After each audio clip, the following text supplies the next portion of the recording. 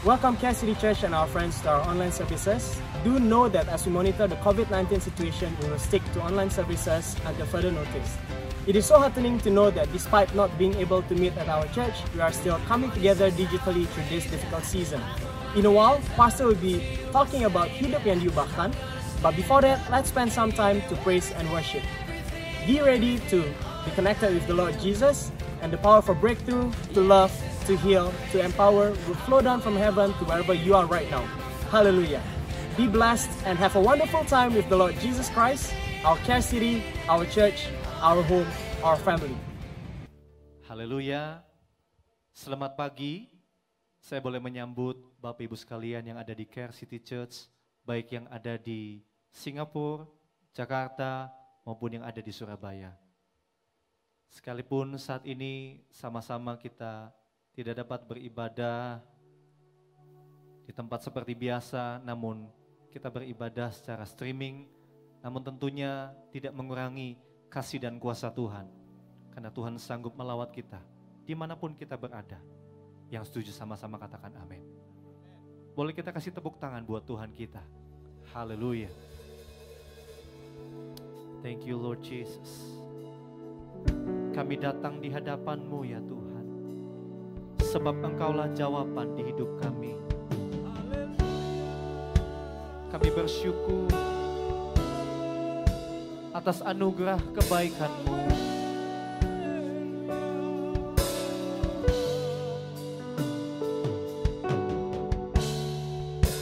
Oh haleluya, Yesus.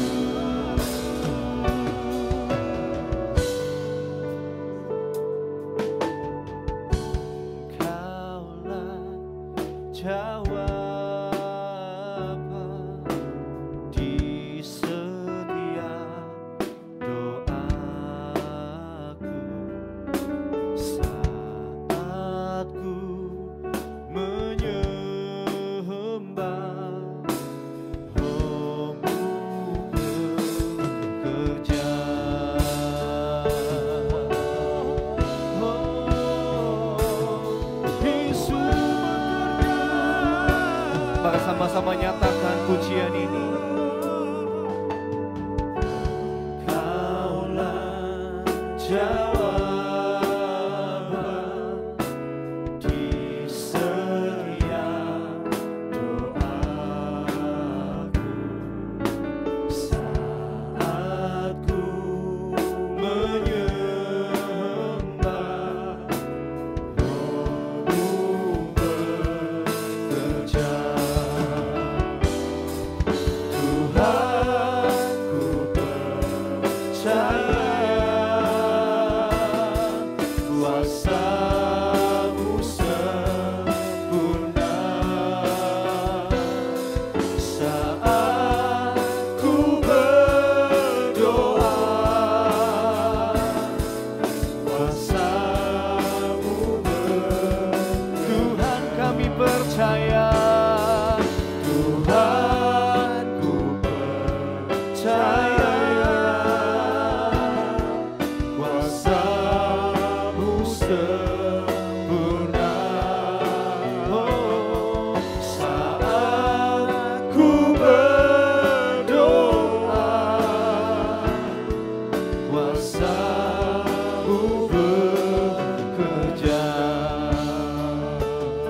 Sebab itu kami percaya saat kami berdoa, kuasa-Mu bekerja ya Tuhan. Ayo jemaat Tuhan sama-sama nyanyikan pujian ini. Kaulah jawaban di setiap doaku saat ku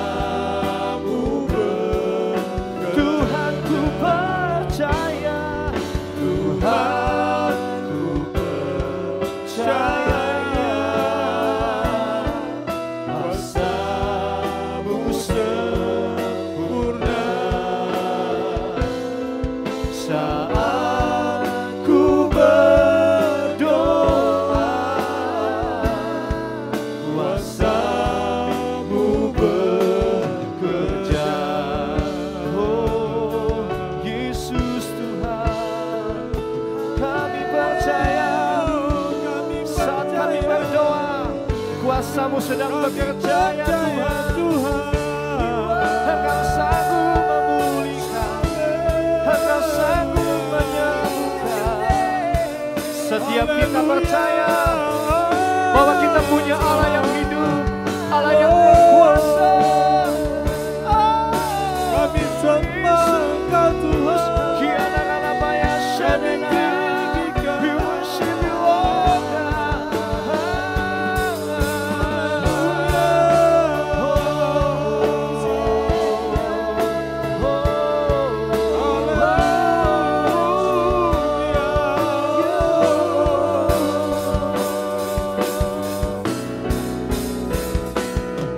Tuhan, ku percaya kuasa-Mu sempurna saat ku berdoa. Kuasa-Mu bekerja, Tuhan, ku percaya kuasa-Mu sempurna saat ku berdoa. Kuasa-Mu bekerja. Mari angkat dua tangan kita. Tuhan, percaya kuasa-Mu. Kami percaya kuasa-Mu sempurna. Engkau sanggup sekalipun kami dalam pergumulan. Namun saat kami berdoa, kuasa-Mu bekerja ya Tuhan. Sekali lagi sama-sama nyatakan. Tuhan, ku percaya kuasa-Mu sempurna saat ku berdoa. Kuasa-Mu bekerja. Saat kami berdoa, saat ku berdoa, kuasa-Mu bekerja. Saat ku berdoa, kuasa-Mu bekerja.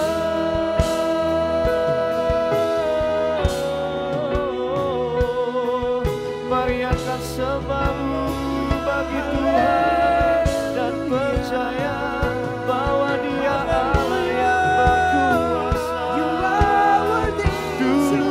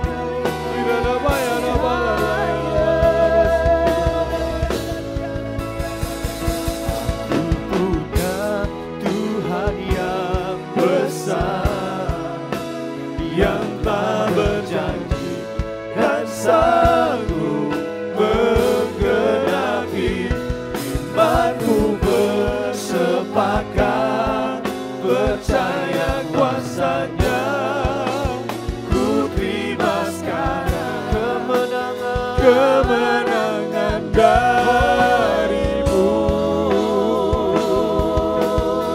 Kami punya Tuhan yang besar. Aku punya Tuhan yang besar, yang tak berjanji dan sanggup menggenapi imanku bersepakat percaya kuasanya. Ku terima sekarang kemenangan darimu. Haleluya. Mari sama-sama kita berikan tepuk tangan, sorak-sorak.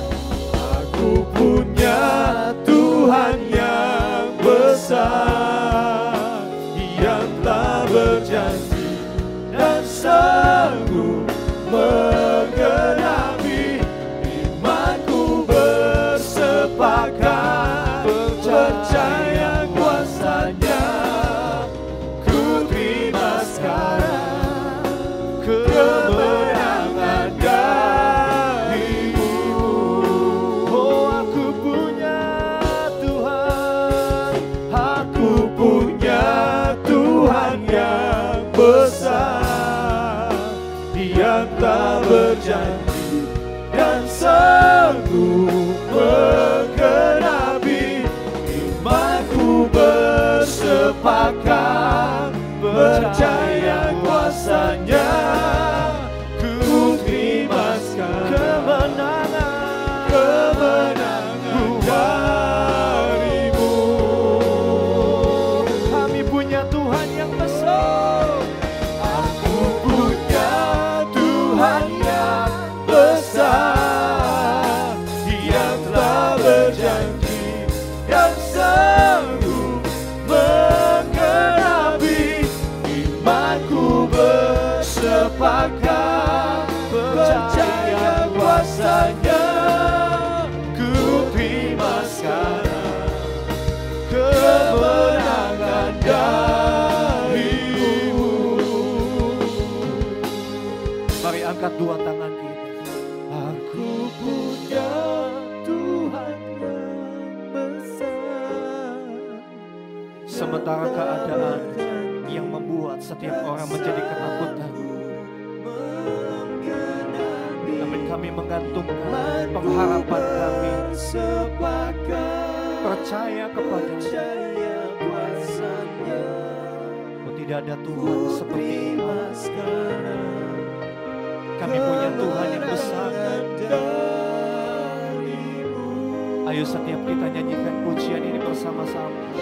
Dengan iman kami berkata, aku punya Tuhan yang besar, yang telah berjanji dan sanggup menggenapi imanku bersepakat percaya kuasanya. Ku terima sekarang kemenangan darimu. setiap kami percaya. Aku punya Tuhan yang besar, yang tak berjanji dan sanggup menggenapi imanku bersepakat percaya kuasanya. Ku terima sekarang kemenangan darimu.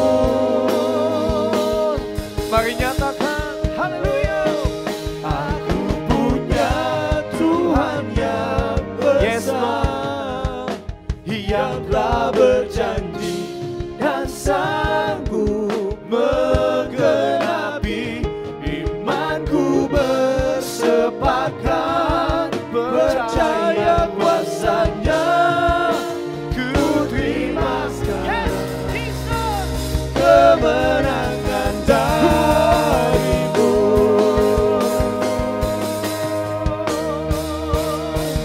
Aku punya Tuhan yang besar, yang telah berjanji dan sanggup menggenapi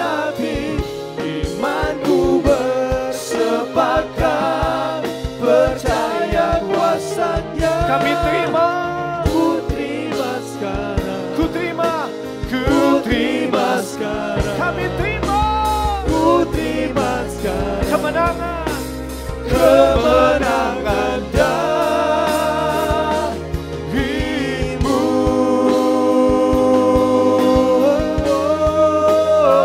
Kami terima kemenangan. Sekali lagi angkat suaramu, sekali lagi sembah Dia Allah yang hidup dalam keadaan dan situasi apapun. Kita punya Tuhan yang besar, bahkan lebih besar dari masalah kita. Angkat suaramu, tinggikan namanya. Haleluya.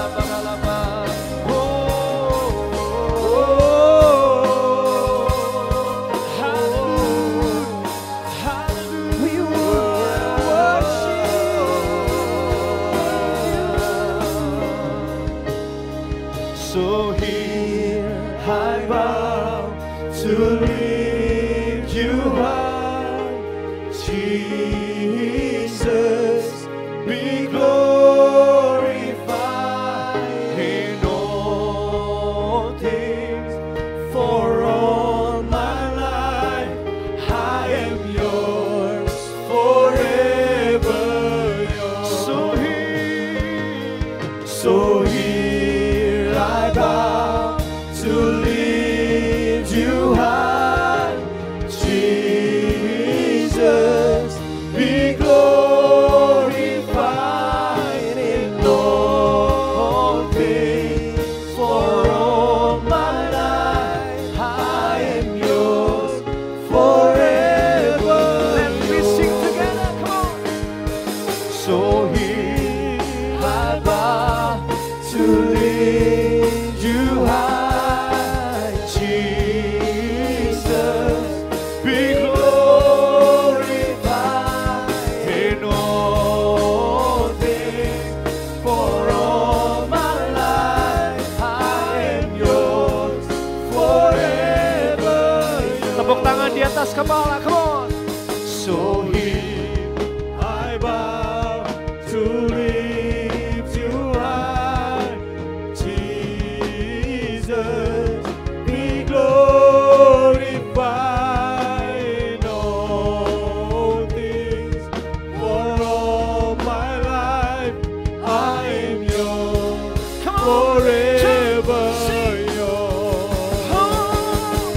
So here I bow to lift you high, Jesus, be glorified in all things. For all my life I am yours, forever I am yours. I am yours, forever yours. I am yours, forever yours. Oh, hallelujah, hallelujah, Jesus.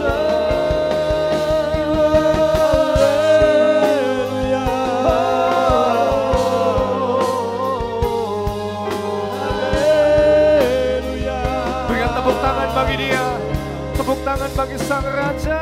Haleluya.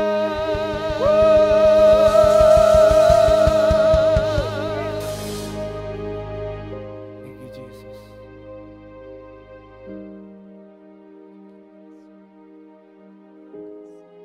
Saya boleh mengundang hamba-Nya. Terima kasih.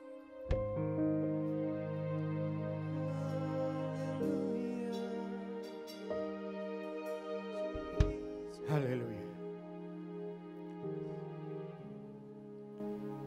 Mari kita berdoa. Kami bersyukur pagi hari ini Tuhan. Kalau Engkau masih memberi kesempatan untuk kami beribadah. Walaupun jarak jauh, tidak seperti waktu-waktu yang lalu. Tapi kami percaya firman-Mu tidak terbatas oleh jarak. Firman-Mu tidak terpengaruh oleh keadaan. Firman-Mu tetap sama. Dan Engkau akan memberkati kami semuanya. Hari ini kami membuka hati kami. Berbicaralah Tuhan. Untuk kami semuanya. Roh Kudus tolong kami. Supaya kami kuat dan mengerti rencana-Mu pada hidup kami pada zaman ini. Terima kasih Tuhan Yesus. Berbicaralah. Urapi kami semuanya. Tanpa terkecuali. Di dalam nama Tuhan Yesus Kristus, kami mengucap syukur dan sudah berdoa. Haleluya. Amin. Puji Tuhan. Shalom semuanya jemaat Tuhan. Di mana saja berada, baik yang di Singapura, di Jakarta, maupun yang di Surabaya.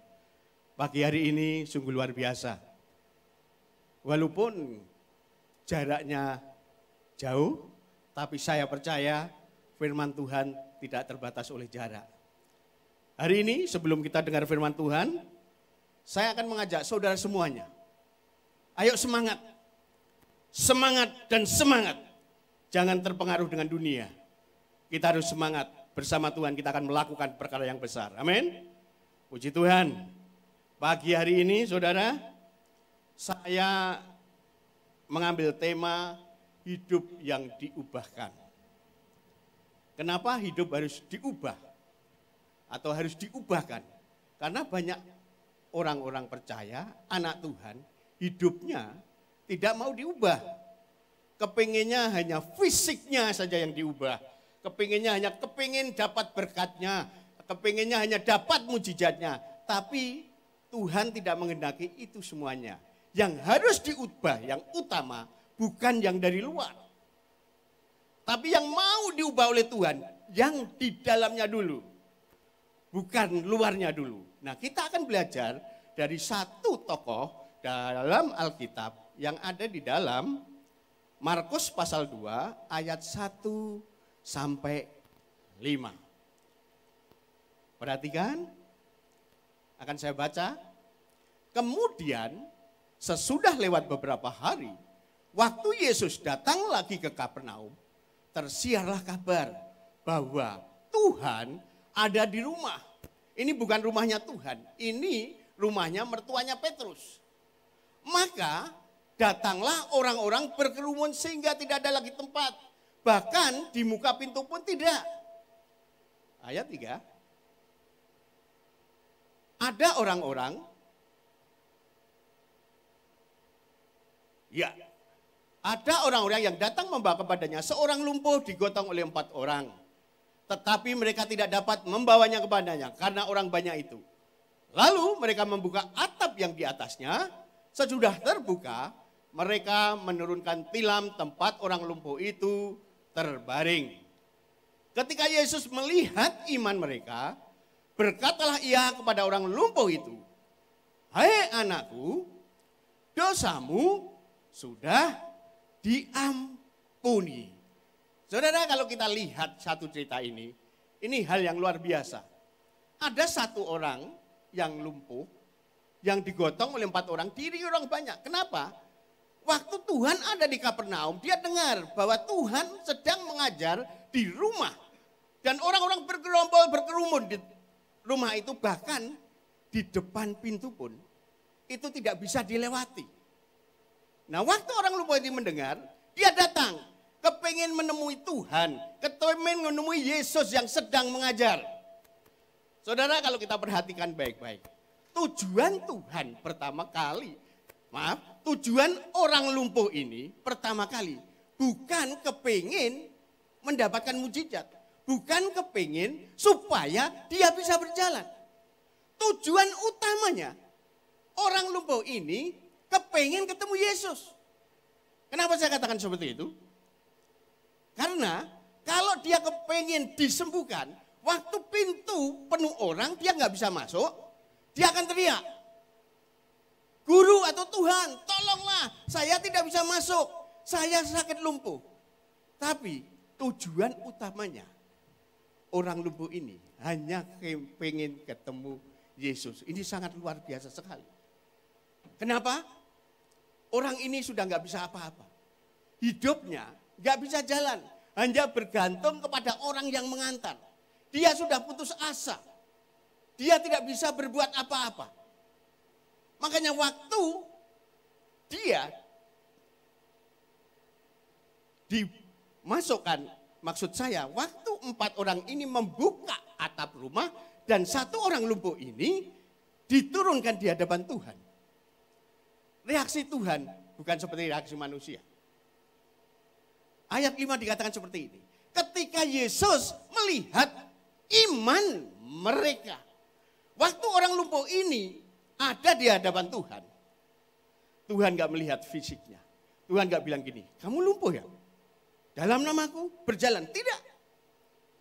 Tuhan melihat dalamnya.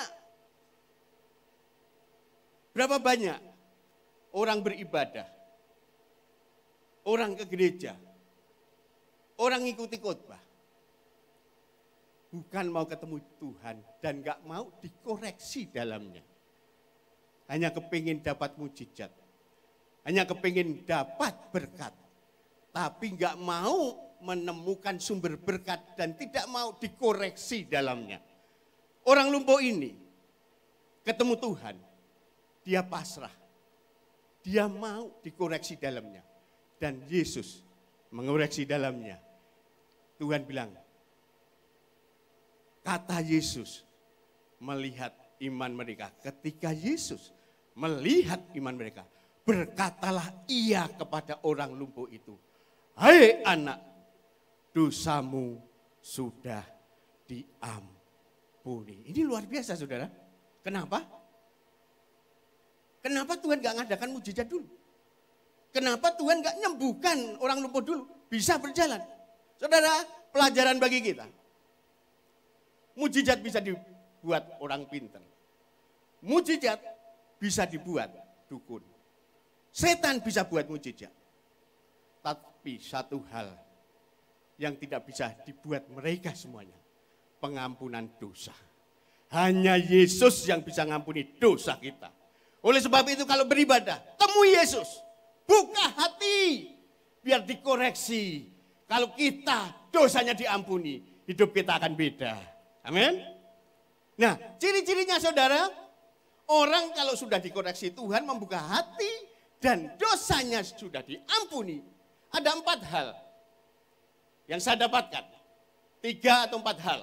Yang pertama, orang yang dosanya sudah diampuni, itu pasti ada damai sejahtera. Ayatnya saudara. Yohanes 14 ayat 27. Damai sejahtera kutinggalkan bagimu. Perhatikan baik-baik. Damai sejahtera kutinggalkan bagimu dan damai sejahtera kuberikan kepadamu. Terus, dan apa yang kuberikan tidak seperti yang diberikan oleh dunia kepadamu. Janganlah gelisah dan gentar hatimu. Saudara, damai sejahtera kutinggalkan bagimu dan damai sejahtera kuberikan kepadamu. Dan apa yang kuberikan tidak seperti yang diberikan oleh dunia kepadamu. Saudara, ada 2 hal. Damai sejahtera ditinggal dan diberikan. Aneh, kenapa enggak ditinggal? Tapi ditinggal dan diberikan. Banyak orang sudah mendapatkan damai sejahtera. Tapi karena enggak dipelihara, damai itu bisa hilang. Apalagi suasana seperti ini. Kita nggak bisa jaga damai sejahtera yang diberikan Tuhan. Kita masih gelisah dan gentar karena keadaan seperti ini. Hati-hati. Kita bisa kehilangan damai sejahtera. Oleh sebab itu damai sejahtera yang sudah diberikan kepada Tuhan terhadap kita. Dipelihara setiap hari. Ada persekutuan dengan Tuhan. Jangan sampai damai sejahtera itu meninggalkan kita. Damai sejahtera tidak melihat keadaan. Orang mendapatkan damai sejahtera bukan karena keadaan. Orang mendapatkan damai sejahtera bukan karena gedung yang mewah. Orang bisa mendapatkan damai sejahtera kalau hidupnya, hatinya terbuka. Dan Yesus masuk dalam diri kita. Pasti mendapatkan damai sejahtera. Jangan saksi, saudara. Saya mendapatkan damai sejahtera, bukan di gereja. Saya bukan mendapatkan damai sejahtera, bukan di rumah pendeta. Saya mendapatkan damai sejahtera bukan di hotel atau rumah makan. Saya mendapatkan damai sejahtera di dalam penjara. Dikelilingi tembok yang tinggi, jeruji besi yang banyak. Justru di situ saya mendapatkan damai sejahtera. Ceritanya, waktu itu hari Minggu, setelah saya dipindah dari penjara yang satu ke penjara yang lain, saya dijadikan namanya tamping. Tamping itu yang bawa kunci, yang bukai tahanan-tahanan yang dibesuk keluarganya. Itu hari Minggu, saya pakai pakaian kebesaran saya, biasa pakaian penjara itu biru-biru, pakaian kebesaran. Saya bawa kunci, sambil sandaran ada tiang besar, saya lompat-lompatkan gini kunci, saya lihat siapa yang dibesuk, siapa yang dibawain makanan enak, uang banyak, harus lapor saya dulu. Nah tiba-tiba dari pintu utama ada rombongan orang pakai dasi, bawa gitar, 8 orang. Saya ini Kristen, tapi Kristen keseretan waktu itu, gak pernah ke gereja. Nah saya panggil pegawai penjara sekarang udah meninggal, namanya Satun. Tun, ini siapa? Dia bilang, ini pendeta-pendeta yang mau khotbah di dalam. Saudara tahu? Waktu itu hati saya seperti dilempar batu. Kenapa?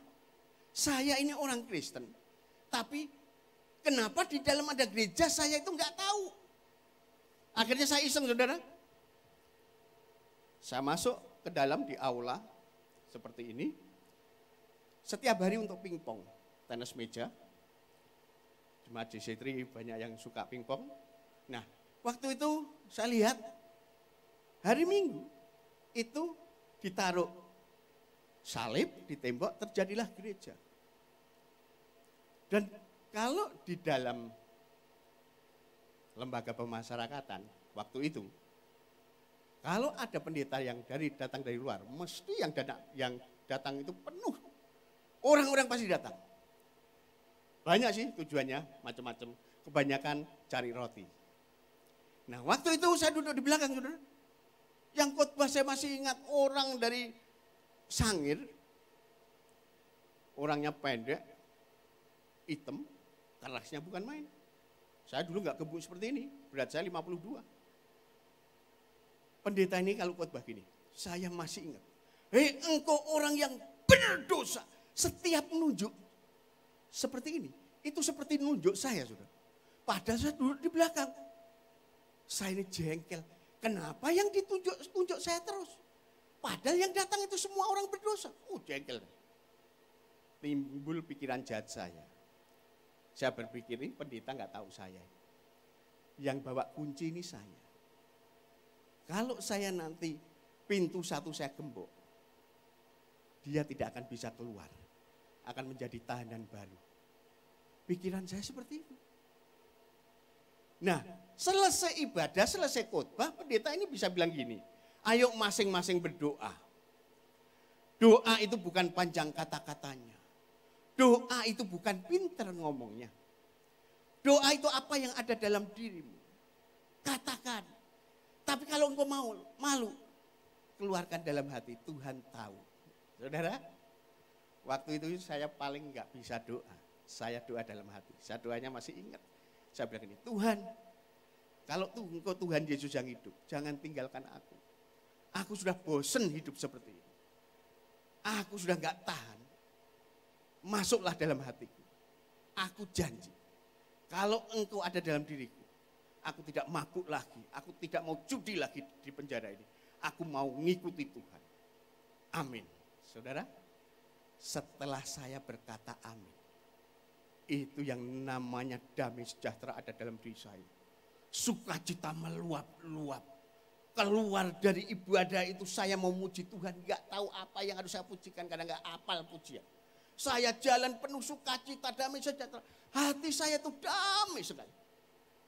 Orang pada ngikutin saya. Dan dia berpikir salah, dikira saya menang judi. Padahal saya menemukan Yesus dalam diri saya. Ada damai sejahtera. Dan mulai saat itu, hidup saya diubah Tuhan. Kalau malam saya nggak pernah mabuk lagi. Malam saya nggak pernah judi lagi.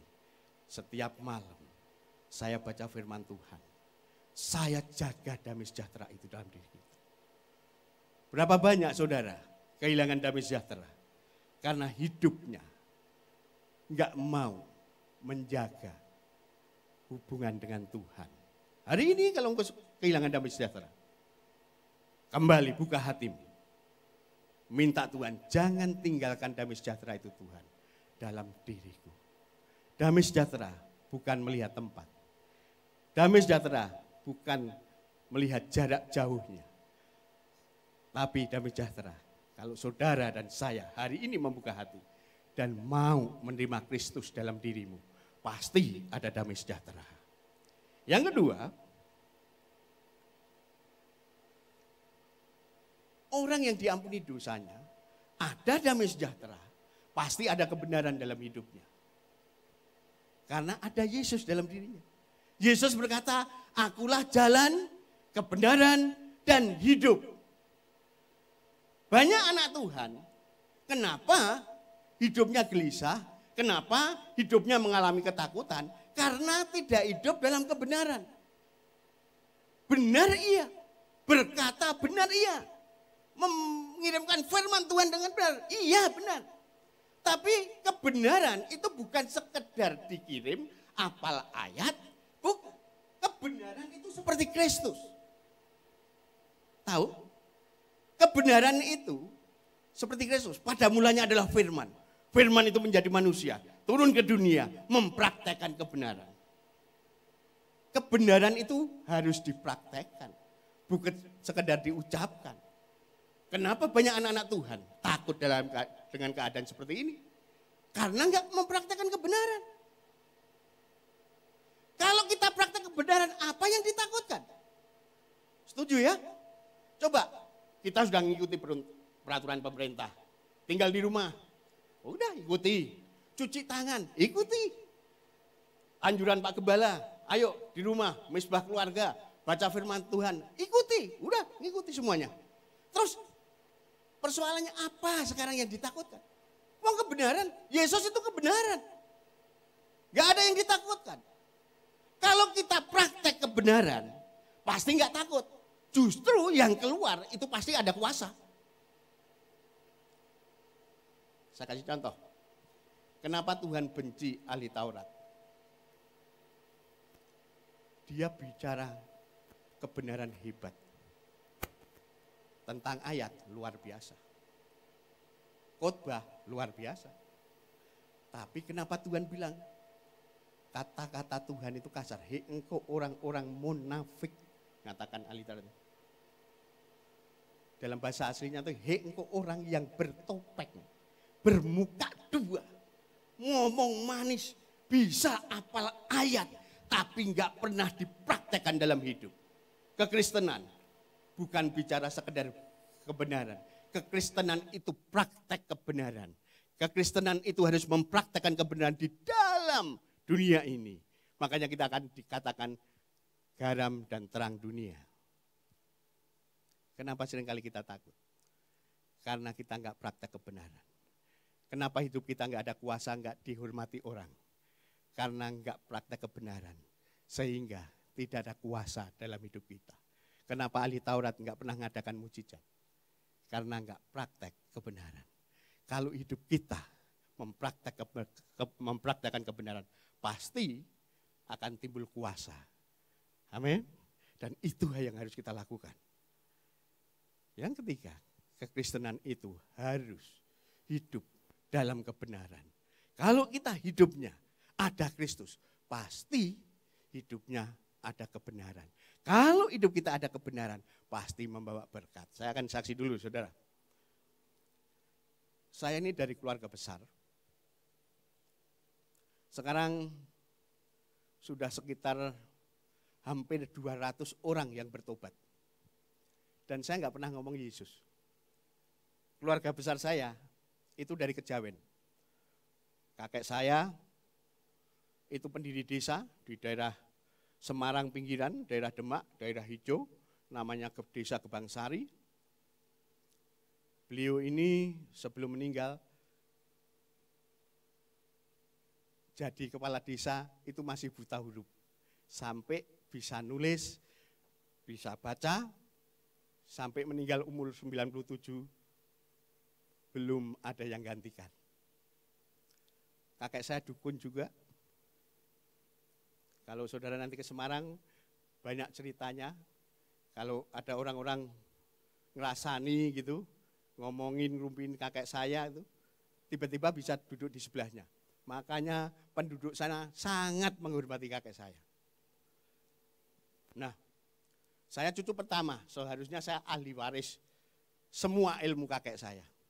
Tapi waktu saya bertobat, saudara, itu nenek dan kakek saya itu mau umroh pergi haji. Itu kurang 3 minggu. Saya dengan istri saya datang, ayo tempat Mbah. Kita datang. Nenek saya itu gemuk, saya kageti dari belakang. Ayo gitu, kaget dia. Oh kamu. Iya Mbah. Katanya kamu jadi pendeta. Iya saya baru dari Kalimantan. Dia bilang, makanya wajahmu berubah. Dia bilang gitu. Iya saya bilang gitu, saya suka guyon. Setelah ngomong-ngomong, mau pulang. Ini hal yang gak pernah masuk akal. Nenek saya bilang gitu, kalau panggil saya itu Kun.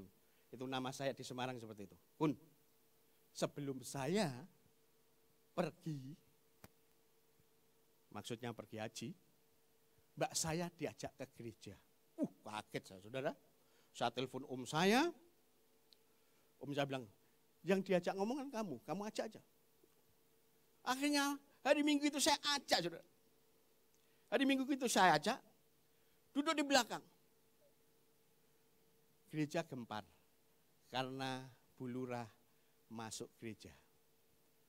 Saya dampingi, tiba-tiba nenek saya bilang gini, Kun, aku kok nangis, tapi hatiku kok ayem. Saya kok nangis, tapi hati saya kok tenang. Saya tangkap. Bah, itu Yesus bilang, Yesus jangan tinggalkan aku. Ditangkap, saudara. Pulang penuh sukacita. Saudara tahu? Lewat peristiwa itu, nenek saya enggak jadi ke Timur Tengah dan sampai tutup usia percaya Yesus. Nah, persoalannya tinggal satu, kakek saya. Orang yang berani ngomong dengan kakek saya itu cuma saya, anak-anaknya paling takut. Karena kakek saya itu orang yang enggak tahu, orang katanya punya karisma. Tapi saya paling berani. Setiap saya ketemu kakek saya pasti ngomong gini. Kek, ayo percaya Yesus. Nenek sudah percaya Yesus.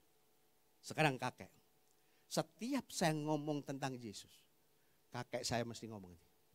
Agamanya wong Londo kamu ikuti. Agamanya orang Belanda kamu ikuti. Setiap saya ngomong Yesus, kakek saya ngomong Belanda. Tentang Belanda. Ini enggak ada hubungannya dengan sepak bola. Selidik punya selidik, ternyata kakek saya ini kepahitan dengan orang Kristen. Kakek saya itu orang kuno, dulu pernah kerja rodi, tahu ya. Bikin jalan yang enggak dibayar, yang dijaga oleh tentara Belanda. Tahu sendiri, waktu itu ceritanya kakek saya dengan teman-temannya kerja seharian dijagain orang Belanda pakai senjata, kalau males ditendang, ditempeleng. Kamu orang Jawa tidak boleh males-malesan. Sambil ngomong seperti itu, ngomong tentang Yesus. Kalau kamu tidak mau disiksa seperti ini, kamu harus percaya Yesus. Nanti kalau percaya Yesus, masuk surga, itu enggak ada siksa-siksaan. Adanya pujian penyembahan. Adanya hanya pujian sukacita. Mau? Orang Jawa diam aja, tempeleng. Seperti itu, setiap hari disiksa. Tapi beladanya itu sambil nyiksa, sambil ngomong tentang Yesus. Suatu kali temannya, teman kakek saya, itu ditanya, kamu anak muda mau percaya Yesus? Dijawab saudara. Menir, dulu orang Jawa kalau panggil orang Belanda itu menir tuan. Menir, sebetulnya saya sudah mikir tentang menir, bicara tentang Yesus, katanya kalau di surga itu enggak ada siksaan, di surga itu hanya pujian, penyembahan, hanya ada sukacita. Saya sudah berpikir, Menir, oh bagus kamu mau percaya Yesus. Anak muda ini bilang gini, setelah saya pikir-pikir saya enggak mau percaya Yesus. Loh kenapa? Masuk surga itu enak, tidak ada siksaan, hanya pujian, penyembahan dan sukacita. Begini Menir. Setelah saya pikir-pikir, kalau saya percaya Yesus, kalau saya nanti masuk surga, ketemu Menir lagi, saya ditendangi lagi, saya ditempelengi lagi, saya enggak kerasan. Nah banyak orang itu seringkali bicara tentang kebenaran, ngomong tentang ayat, tapi seringkali enggak dipraktekkan. Hati-hati saudara. Banyak orang kepahitan dengan orang Kristen. Karena hanya pinter ngomong, tapi hidupnya gak sesuai dengan apa yang diomongkan. Hanya pinter ayat, hanya pinter menguasai ayat, tapi hidupnya gak dikuasai oleh ayat itu. Hanya pinter ngomong firman Tuhan, bisa menguasai firman Tuhan, tapi hidupnya gak dikuasai oleh firman Tuhan. Hati-hati. Kebenaran itu harus dipraktekkan dalam hidup, supaya orang melihat Kristus dalam diri kita, dan orang akan melihat, ini yang namanya orang Kristen yang benar. Hari ini saudara dan saya harus berani mengatakan kebenaran di dalam suasana yang gak benar ini. Kita tidak boleh kalah dengan dunia ini. Kebenaran akan mengalahkan dunia. Kebenaran akan merubah dunia. Dan kebenaran akan membuat dunia bertekuk lutut. Kekristenan yang diubah Tuhan, itu hidupnya mempraktekkan kebenaran. Hidupnya dikuasai oleh kebenaran. Sehingga mengubah segala sesuatu menjadi baik dan menjadi damai sejahtera. Yang ketiga saudara.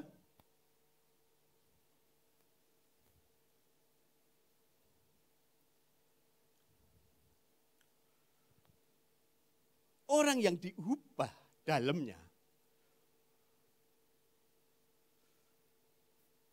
itu ada kemerdekaan. Yohanes 8 ayat 36.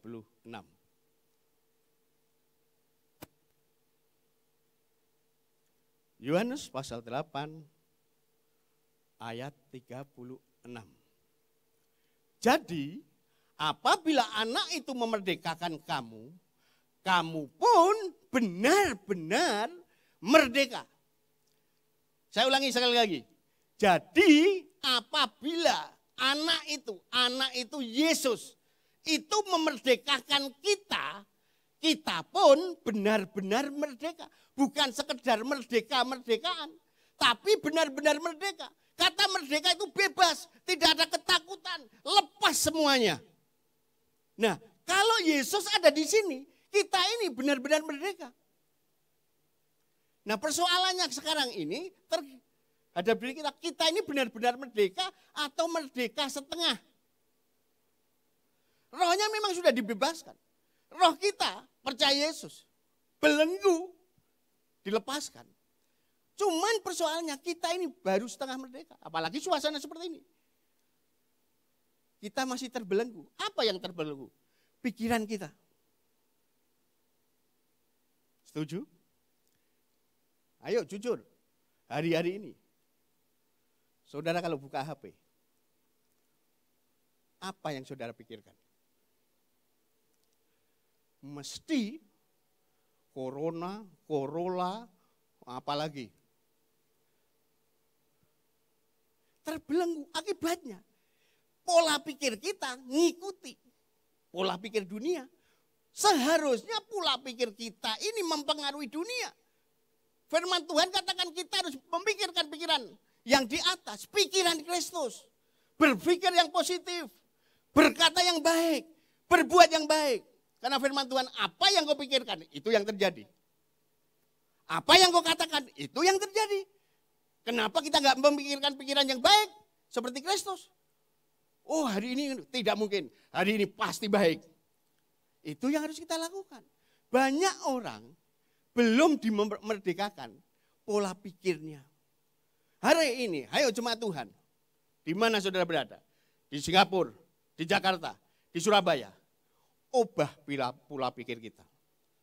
Pakailah pikiran Kristus. Berpikir positif. Berkata yang baik. Dan berbuat yang baik.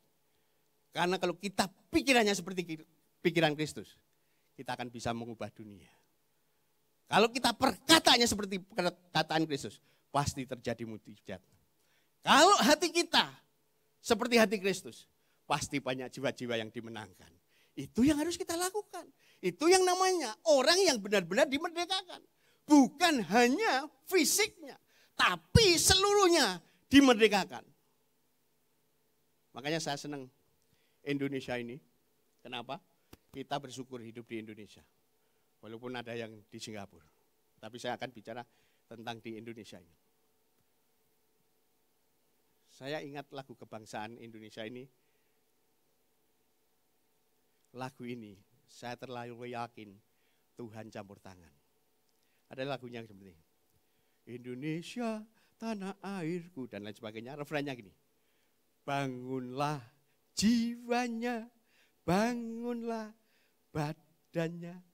Hebat saudara. Kenapa enggak dibangun badannya, jiwanya dulu? Kalau kita meresapi lagu ini, Indonesia ini akan benar-benar merdeka dan bebas tidak mengalami ketakutan. Kalau jiwanya ini dibangun dulu. Jiwa ini akan bisa bebas kalau ada Yesus yang membebaskan. Dan saya tahu persis, Indonesia itu ada di hati Tuhan. Bersyukurlah saudara dan saya ada di Indonesia. Oleh sebab itu hari ini, ubah pola pikir kita semuanya. Jangan terbelenggu dengan pikiran-pikiran yang negatif. Pakailah pikiran Kristus. Pakailah perkataan Kristus. Dan hatimu adalah hati Kristus. Saudara, saya kagum dengan kata-kata Paulus. Hidupku bukan aku lagi, tapi Kristus yang menghidupiku. Kita juga harus seperti itu. Hidup kita bukan kita lagi. Jangan khawatir dengan keadaan dunia ini. Karena hidup kita sudah diubah oleh Kristus. Yang ada dalam diri kita adalah roh Kristus. Roh yang lebih besar daripada roh-roh yang ada di dunia ini. Roh yang bisa mengubah dunia ini. Lewat langkah-langkah kita. Lewat pola pikir kita. Lewat perkataan kita. Dan lewat perbuatan kita. Hari ini, ayo jemaat Tuhan. Yang ada di Singapura. Di Jakarta. Dan di Surabaya. Bangkit. Bangkit. Dan bangkit. Karena terang yang ada dalam dirimu. Itu akan menerangi dunia. Dan akan menghapus masalah yang ada di dalam dunia ini. Tuhan Yesus memberkati. Mari jadi semua pemusik WL. Saya ajak mujikan satu pujian.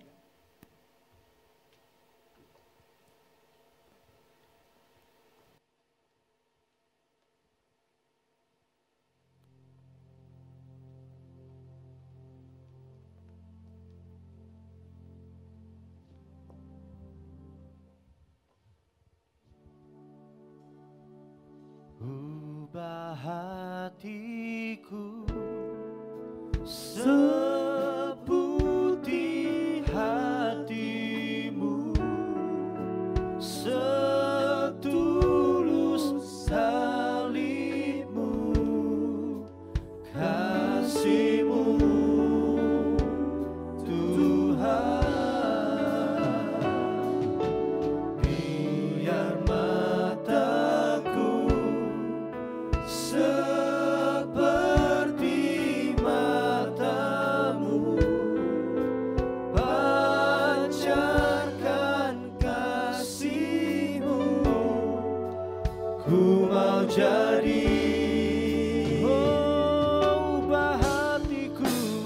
sama-sama nyatakan, ubah hatiku. Ya, mari jemaat Tuhan, di mana saja kau berada, pujikan dengan sungguh-sungguh, buka hatimu.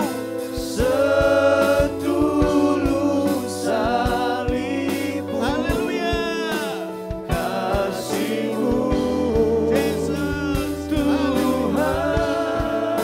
Oh, biar mataku seperti matamu, pancarkan kasih-Mu. Ku mau jadi, ku mau jadi, ku mau jadi, oh ku mau jadi, ku mau jadi seperti-Mu. musik mengalun setengah suara. Haleluya. Engkau sudah dengar firman Tuhan pagi hari ini. Mungkin selama ini hatimu terbelenggu. Tujuanmu tidak pasti. Engkau beribadah bukan cari Tuhan. Bukan cari sumbernya. Tapi sekedar cari berkat. Cari mujizat. Hari ini firman Tuhan mengatakan, seperti orang lumpuh yang kepingin ketemu Tuhan, dia sudah tidak bisa apa-apa lagi. Dia sudah tidak bisa berbuat apa-apa lagi. Dia hanya pasrah. Hatinya terbuka, mau dikoreksi oleh Tuhan. Dan dia mendapatkan hal yang luar biasa. Hidupnya diubah. Hatinya diubah. Dosanya diampuni. Akibatnya penuh damai sejahtera. Mungkin hari ini saudara, engkau kehilangan damai sejahtera karena engkau tidak membuka hati. Malu terhadap Tuhan. Pagi hari ini Tuhan menegur kita. Buka hatimu. Biar dikoreksi oleh Tuhan. Biar pengampunan dosa ada dalam diri kita. Dan kita mengalami damai sejahtera yang luar biasa. Mungkin juga kita seringkali bicara tentang benar, tahu dan apal firman Tuhan. Tapi di dalam menjalani hidup ini seringkali kita tidak pernah mempraktekkan kebenaran itu. Sehingga ketakutan melanda diri kita. Intimidasi ada di dalam hati kita. Hari ini Tuhan menegur kita. Kalau kita sudah melakukan kebenaran, apa yang ditakutkan lagi? Lakukan kebenaran itu dalam hidup. Seperti Kristus, itu adalah kebenaran. Tidak ada yang ditakuti. Bahkan kebenaran itu mengandung kuasa. Hari ini kalau engkau mempraktekkan kebenaran dalam hidupmu, pasti hidupmu ada kuasa dan ada perubahan dalam hidup. Atau mungkin hari-hari ini hidup kita belum benar-benar merdeka. Pikiran kita masih terbelenggu dengan pikiran-pikiran dunia. Ketakutan sering menguasai pikiran kita. Pikiran negatif sering menguasai pikiran kita. Perkataan negatif sering menguasai perkataan kita. Dan hati yang penuh curiga ada dalam diri kita. Hari ini engkau harus yakin Tuhan yang ada dalam dirimu, yang namanya Yesus itu memerdekakan kita semuanya. Roh, jiwa dan tubuh kita dibebaskan. Tidak ada ketakutan, tidak ada intimidasi. Berpikirlah seperti Kristus. Pikiran positif, perkataan positif, dan hati yang penuh belas kasihan.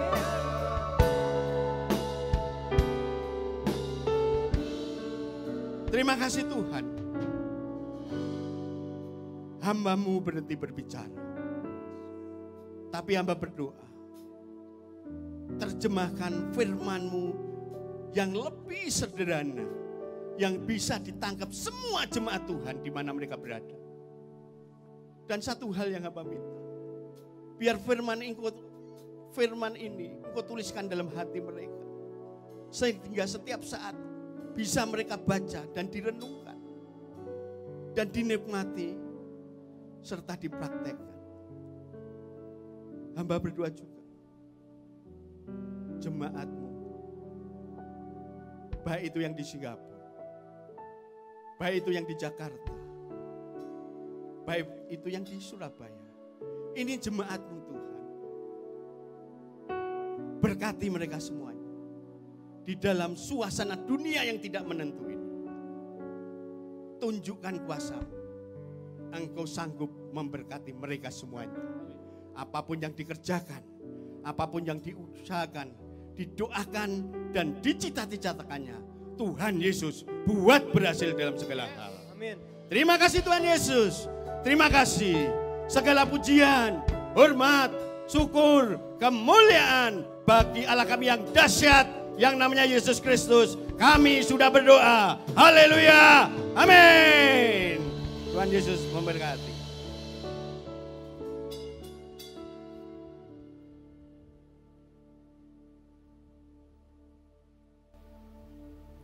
Haleluya, haleluya. Terima kasih Tuhan, terima kasih Tuhan. Untuk pagi menjelang siang ini, kita semua sudah diberkati oleh firman Tuhan. Tuhan mengatakan kembali kepada pikiran Kristus, kembali kepada hati Bapa, dan perkatakan firman. Maka sesuai dengan imanmu itu akan diberikan kepadamu. Jemaat yang dikasih Tuhan, kita sudah diberkati oleh Pastor Amos Kuncoro. Terima kasih Pak Amos, Tuhan memberkati pelayananmu dan Tuhan memakai Pak Amos lebih heran lagi. Terima kasih Tuhan, ini saatnya kami mau berdoa untuk persembahan. Mari kita camkan apa kata Tuhan tentang persembahan. 2 Korintus 9 ayat 6 hingga 8. Camkanlah ini, orang yang menabur sedikit akan menuai sedikit juga. Dan orang yang menabur banyak akan menuai banyak juga. Hendaklah masing-masing memberikan menurut kelelaan hatinya. Jangan dengan sedih hati atau karena paksaan. Sebab Allah mengasihi orang yang memberi dengan sukacita. Dan Allah kita sanggup melimpahkan segala kasih karunia kepadamu. Supaya kamu senantiasa berkecukupan di dalam segala sesuatu. Dan malah berkelebihan di dalam berbagai kebajikan. Mari kita berdoa. Bapa yang baik, terima kasih Tuhan berkat-Mu dari pagi hingga siang ini. Kami sungguh-sungguh dimerdekakan oleh kebenaran-Mu Tuhan. Kami sungguh-sungguh diberkati. Dan saat ini Tuhan, kami juga mau belajar. Kami mau memberkati pekerjaan-Mu Tuhan. Kerajaan-Mu melalui tempat ini Tuhan. Bapa, berkati tangan-tangan yang sudah memberi dengan sukacita. Dan Bapa, limpahkan berkat anugerah-Mu Tuhan untuk jemaat-Mu yang belum bisa memberi. Terima kasih Bapa, terima kasih Tuhan. Di dalam nama Tuhan Yesus kami mau memberi dengan sukacita. Mari kita semua yang percaya kita katakan amin.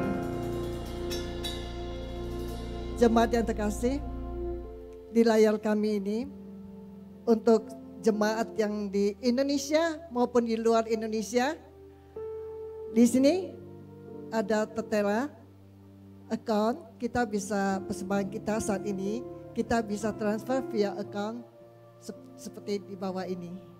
Terima kasih, Tuhan Yesus memberkati. Amin.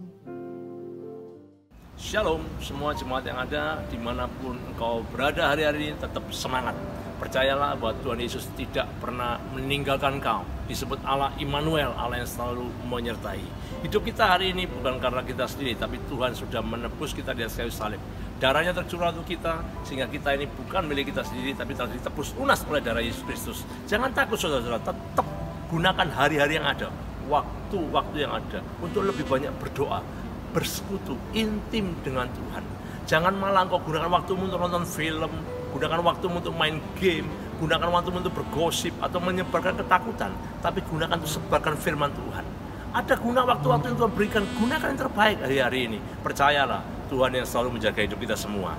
Hari ini saya mau menyampaikan sesuatu kepada teman-teman supaya kita selalu kuat di dalam Tuhan dan tidak goyah. Ada satu firman Tuhan di Lukas pasal 9 yang bercerita tentang bagaimana Tuhan Yesus memberi makan 5.000 orang. Sesuatu yang nggak mungkin terjadi, saudara. Dan pada pasal ini, Tuhan Yesus memberi makan 5.000 orang, itu salah satu kisah yang tertulis di 4 Injil, semuanya ada semuanya. Mau di Matius ada, di Markus juga ada, di Injil Yohanes juga ada, Lukas juga ada. Nah, saya ambil dari Injil Lukas pasal yang ke-9. Nah, ada 4 fase yang kita harus alami di dalam hal ini. Bagaimana ketika murid-murid itu bersama Tuhan Yesus, ketika Tuhan mengalami suatu kejadian yang sangat-sangat gak mengenakan bagi hidupnya, yaitu saudaranya sendiri, yaitu Yohanes Pembaptis, habis saja dipenggal kepalanya oleh Raja Herodes. Bagaimana kemudian dia mengajak murid-murid yang lain untuk menyingkir ke tempat yang sepi. Tetapi di tempat yang sepi justru begitu banyak orang yang mengikuti dia. Nah, saat seperti itu timbullah compassion, yaitu belas kasihan Tuhan kepada mereka semua tadi. Singkat cerita, saudara, ketika orang begitu banyak berserakan, murid-murid memberi ide kepada Tuhan yang kata-katanya seperti ini. Pasal 9 ayat yang ke-12, pada waktu hari mulai malam, datanglah ke-12 muridnya berkata kepadanya, suruhlah orang banyak itu pergi, supaya mereka pergi ke desa-desa dan kampung-kampung sekitar ini untuk mencari tempat penginapan dan makanan, karena di sini kita berada di tempat yang sunyi. Perhatian baik-baik, saudara. Kadang-kadang dalam kehidupan kita, apapun masalah yang kita hadapi, problem persoalan apapun juga, badai ataupun apapun tekanan yang ada, ingat baik-baik, di balik semua yang ada itu, kalau kita salah cara memandangnya, maka mujizat yang besar tidak akan pernah terjadi dalam hidup kita. Dan sebaliknya, kalau kita percaya tetap sama Tuhan sungguh-sungguh, tidak pakai pikiran kita, maka kita akan mengalami suatu hal yang baru dalam kehidupan kita. Di mana Tuhan melalui murid-muridnya, murid-murid meminta Tuhan, suruhlah mereka pulang. Ini pikiran manusia, saudara. Di mana kita semua kepingin menghindari masalah, kita ingin semua yang enak-enak saja, kita nggak mau repot. Tapi Tuhan punya pikiran berbeda. Apa yang dikatakan Tuhan?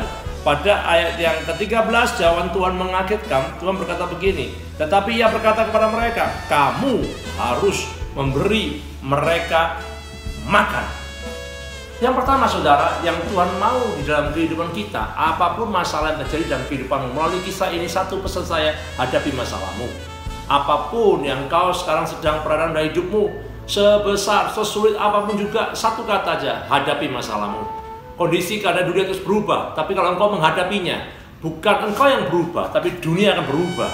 Engkau akan menang terhadap masalah kondisi yang ada, karena engkau berani menghadapinya. Bersama Tuhan, engkau pasti akan menang. Nah, yang kedua, saudara, yang akan saya sharingkan di sini, kemudian mereka menjawab, yang ada pada kami tidak lebih daripada 5 roti dan 2 ikan, kecuali kalau kami pergi membeli makanan untuk semua orang banyak tadi. Perhatian baik-baik, saudara. Kalau yang pertama berbicara hadapi masalahmu, yang kedua ini berbicara yaitu Tuhan selalu bekerja kepada apa yang ada. Jangan pernah meremehkan apa yang ada padamu hari ini. Mungkin sekarang kau tidak punya apa-apa, semuanya sudah habis, semuanya sudah tidak ada pengharapan lagi. Tapi percayalah, selalu yang terakhir dalam hidupmu, bahkan yang terkecil, yang kau remehkan, itu Tuhan bisa pakai untuk melakukan perkara besar di dalam hidupmu. Pegang itu baik-baik, serahkan itu ke Tuhan. Tuhan sanggup memulihkan hidupmu. Yang ketiga, saudara, ayat yang keempat berkata begini, sebab di situ ada kira-kira 5.000 orang laki-laki. Lalu Ia berkata kepada murid-muridnya, suruhlah mereka duduk berkelompok-kelompok, kira-kira 50 orang sekelompok. Yang ketiga, saudara, yang pertama jelas sekali, hadapi masalahmu. Jangan lari dari masalah. Jangan pakai pikiranmu dan meminta Tuhan untuk menghentikan ini dan itu. Tapi hadapi semua yang ada padamu bersama Tuhan. Yang kedua, Tuhan mau bekerja dari apa yang ada padamu, bukan apa yang tidak ada. Sering kali kita mencari apa yang nggak ada, sedangkan yang ada kita nggak pernah maksimalkan. Yang ketiga, pesan saya penting sekali, saudara. Tuhan di sini suruh mereka 5.000 orang laki-laki. Masih ada perempuan, masih ada anak-anak. Di mana mereka semua ini tadi, saudara, lagi lapar. Tapi yang hebatnya, Tuhan sebelum buat mujizat terjadi, Tuhan berkata sama murid-muridnya, buat mereka kelompok demi kelompok, kira-kira sekelompok 50 orang. Betapa susahnya. Tuhan cepet dong buat mujizat, Tuhan cepet dong tolong kami, Tuhan cepet dong segera sembuhkan kami, Tuhan segera pulihkan kami. Tapi justru saudara bisa lihat, Tuhan minta kita bereskan dulu hidup kita.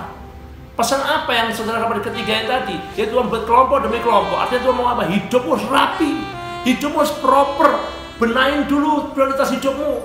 Mungkin di tengah-tengah minggu-minggu ini saudara, ketika kejadian dari virus ini semua kita pada di rumah. Mari benahin prioritas apa dalam rumah tanggamu. Hubungan suami istrimu bagaimana, hubungan orang tua dan anak bagaimana. Coba cek pekerjaanmu, skala prioritasmu udah benar belum?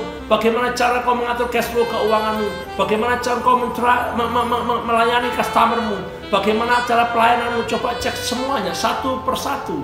Engkau tata ulang kembali. Justru di saat engkau sepi, justru engkau saat diam, engkau akan mudah mengevaluasi dan menemukan berbagai banyak kesalahan demi kesalahan.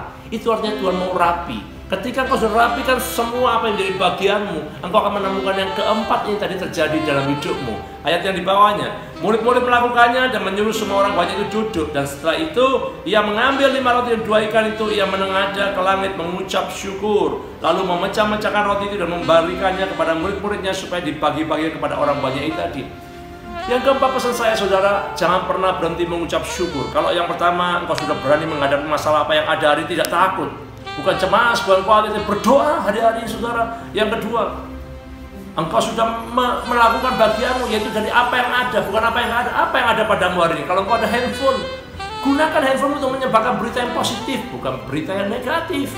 Kedua saudara, kita bekerja yang ketiga, rapikan mulai hari ini prioritas hidupmu. Apa yang pertama kali kau lakukan dalam hidupmu? Sering kali kita bangun tidur kita salah. Bukannya berdoa, kita malah baca berita-berita yang menakutkan, berita-berita yang menyeramkan. Akibatnya iman kita ini salah kaprah.